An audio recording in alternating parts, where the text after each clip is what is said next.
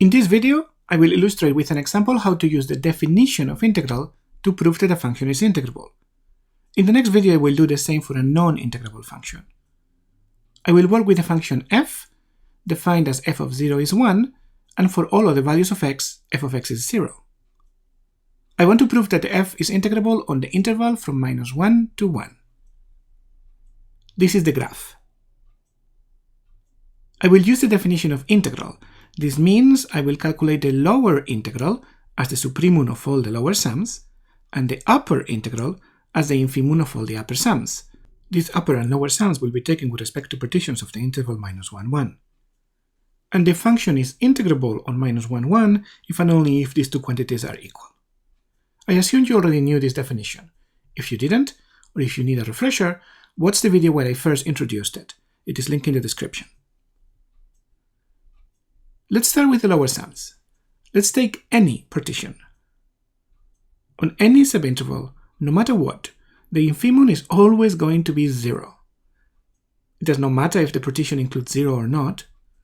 Therefore, all the lower rectangles have height 0 and the lower sum is 0 for every partition.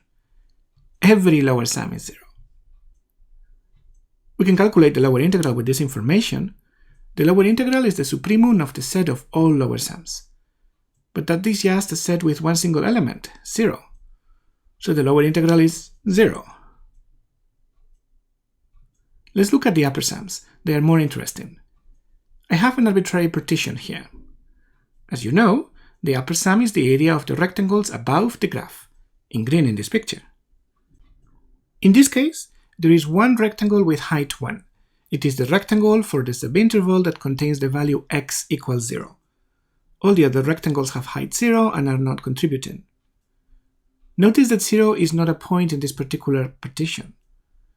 If I choose to add 0 to the partition, it will just split the one rectangle in two, but it won't change the upper sum.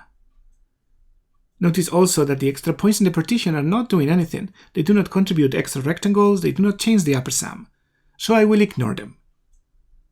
Okay then, the upper sum is the area of this one rectangle.